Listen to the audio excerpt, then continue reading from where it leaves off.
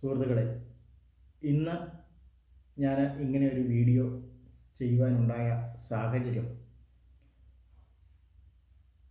എന്നെപ്പോലെ തന്നെ നിങ്ങളും വിവിധ കൊറിയർ സർവീസുകൾ വഴി പാഴ്സലുകൾ അയക്കുന്ന ആളുകളായിരിക്കുമല്ലോ. ഇപ്പോൾ നമുക്കറിയാം, പലവിധ കൊറിയർ സർവീസുകൾ, പ്രൊഫഷണൽ കൊറിയറുണ്ട്, DTDC ഉണ്ട്, ഗോകുലമുണ്ട്, സ്പീഡ് ആൻഡ് സേഫ് ഉണ്ട്. അങ്ങനെ നിരവധിയായ കൊറിയർ സർവീസുകൾ നമ്മുടെ കൊച്ചു കേരളത്തിൽ സർവീസ് നടത്തുന്നുണ്ട്. ഇങ്ങനെ സർവീസ് നടത്തുന്ന കൊറിയറുകൾ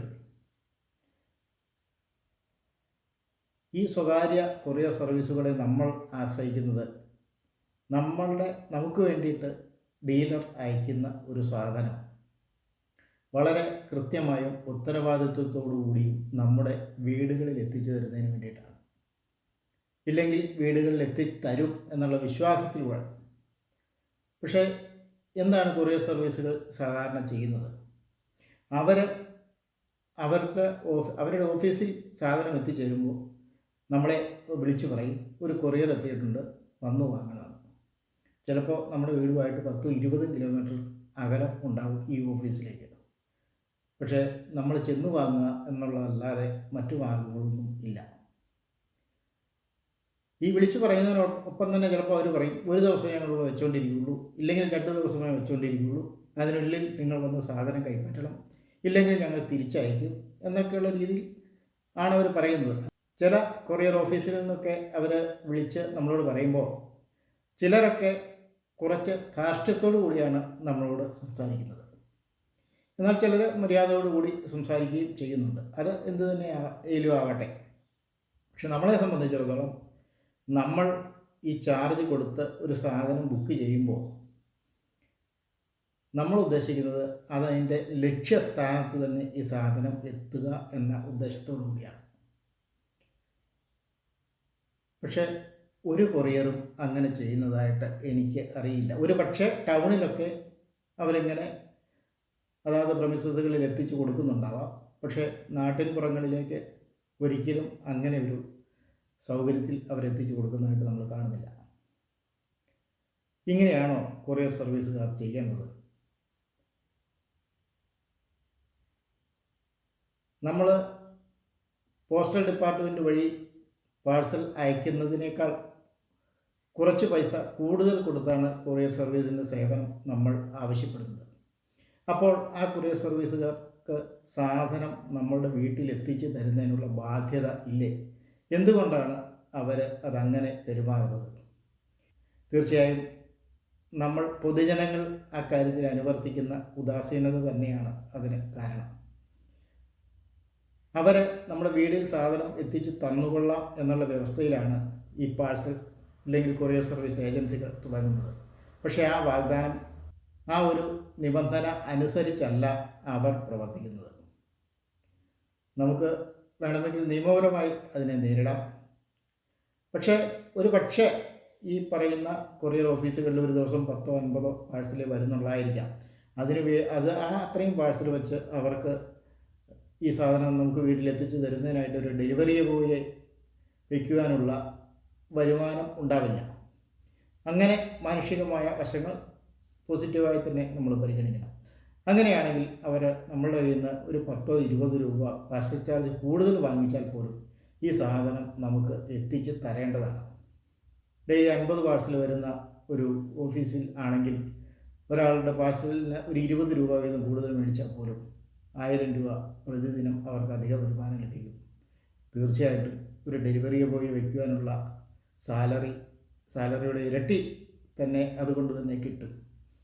നമുക്കറിയാം, ഈ ED പോസ്റ്റ്മാൻമാരായി വർക്ക് ചെയ്യുന്ന ആളുകൾക്ക് 10-12 രൂപയൊക്കെ നിലവിൽ ശമ്പളമുള്ളൂ. ആ ശമ്പളം കൊടുത്തു കഴിഞ്ഞാൽ തീർച്ചയായിട്ടും കുറേക്കാർക്കും ഒരു പാഴ്സൽ ബോയെ, ഒരു ഡെലിവറി ബോയെ വയ്ക്കുവാൻ സാധിക്കും. പക്ഷെ അത് അവരെന്തുകൊണ്ട് ചെയ്യുന്നില്ല? അപ്പോൾ അവരുടെ അവരുടെ ഈ നിരുത്തരവാദപരമായ നിലപാടുകൾക്ക് അറിഞ്ഞോ അറിയാതെയോ നമ്മളും കൂട്ടുനിൽക്കുകയല്ലേ എന്ന് നമ്മൾ ചിന്തിക്കണം. ഞാൻ ഒരു കൊറിയർ സർവീസിനെ ഉപദ്രവിക്കുക എന്നുള്ള ലക്ഷ്യത്തോടു കൂടിയല്ല ഈ പറയുന്നത്. പക്ഷേ നമ്മൾ കൊറിയർ അയക്കുമ്പോൾ, ഇല്ലെങ്കിൽ നമുക്കൊരു ഡീലർ കൊറിയർ അയക്കുമ്പോൾ ഉദ്ദേശിക്കുന്നത് നമ്മുടെ പ്രെമിസസിൽ ആ സാധനം എത്തുക എന്നുള്ളതാണ്. ഇപ്പോഴത്തെ സാഹചര്യത്തിൽ പല വീടുകളിലും മധ്യവയസ്സ് കഴിഞ്ഞ വാർദ്ധക്യത്തിലേക്ക് നീങ്ങിക്കൊണ്ടിരിക്കുന്ന ജനങ്ങളാണ് ഉള്ളത്. അവരെ സംബന്ധിച്ച് ഈ പാഴ്സൽ ഓഫീസിൽ പോയി, ഈ കൊറിയർ ഓഫീസിൽ പോയി ഈ സാധനം കളക്ട് ചെയ്യണമെങ്കിൽ ഒരു ടാക്സി വിളിച്ചു വരെ പോകേണ്ടുന്ന സാഹചര്യം ഉണ്ട്. വീട്ടിൽ നിന്ന് ഒരു 10-15 കിലോമീറ്റർ അകലെയാണ് ഒരു കൊറിയർ ഓഫീസെങ്കിൽ ടാക്സി വിളിച്ച് പോയി ഈ സാധനം കളക്ട് ചെയ്യുക. അല്ലെങ്കിൽ സ്വന്തം വണ്ടിക്കാണ് എങ്കിൽ പോലും ഒരു 15 കിലോമീറ്റർ ഓടി ഈ കൊറിയർ കളക്ട് ചെയ്ത് തിരിച്ചു വരണമെങ്കിൽ 15-30 കിലോമീറ്റർ വണ്ടി ഓടണം. ഈ 30 കിലോമീറ്റർ വണ്ടി ഓടുന്നതിനായിട്ട് എന്താണേലും ഒരു 100-300 രൂപയോളം അധിക ചിലവ് നമുക്ക് വരുന്നുണ്ട്. ചിലപ്പോൾ 1000 രൂപയുടെ സാധനമായിരിക്കും നമുക്ക് ഈ കൊറിയറായിട്ട് വരുന്നത്. അതിനായിട്ട് നമ്മൾ മുടക്കേണ്ടി വരുന്നത് 1300 രൂപയോളാണ്. ഇനി പബ്ലിക് ട്രാൻസ്പോർട്ട് സർവീസുകൾ ഉപയോഗിച്ച് യാത്ര ചെയ്യുന്ന ഒരാളാണെങ്കിൽ പോലും ഈ 15 കിലോമീറ്റർ പോയി ഈ പാഴ്സൽ കളക്ട് ചെയ്ത് വരണമെങ്കിൽ ഒരു 50 രൂപയ്ക്ക് മുകളിലുള്ള ചിലവ് ബസ് ഫെയറായിട്ട് മാത്രം വരും. കൂടാതെ ഒരു ദിവസത്തെ മെനക്കേടും അതിനു വേണ്ടിയിട്ട് വരും. അപ്പോൾ ഇത്തരം കാര്യങ്ങളൊക്കെ ഒഴിവാക്കി ഈ കൊറിയർ സർവീസുകളെ ഒരു നല്ല മര്യാദ പഠിപ്പിക്കുന്നതിനായിട്ട് ഒന്നുകിൽ നമുക്ക് പോസ്റ്റൽ ഡിപ്പാർട്ട്മെൻറ്റിനെ കൂടുതലായിട്ട് ആശ്രയിക്കാം. നമുക്കറിയാം, വളരെ കാര്യക്ഷമമായിട്ടാണ് പോസ്റ്റൽ ഡിപ്പാർട്ട്മെൻറ്റുകളൊക്കെ ഇപ്പോൾ പ്രവർത്തിക്കുന്നത്. നമ്മൾ പോസ്റ്റ് വഴി ഒരു കൊറിയർ അയക്കുകയാണെങ്കിൽ തീർച്ചയായിട്ടും ആ പോസ്റ്റ്മാൻ നമ്മുടെ വീട്ടിൽ ആ സാധനം എത്തിച്ചു തരും. അങ്ങനെ നമ്മളുടെ ഒരു സമീപനം ഈ കൊറിയർ സർവീസിനെ മര്യാദ പഠിപ്പിക്കുന്നതിന് വേണ്ടി ആയിട്ടാണ് എങ്കിൽ പോലും പോസ്റ്റൽ സർവീസിലേക്ക് നീങ്ങിക്കഴിഞ്ഞാൽ ക്രമേണ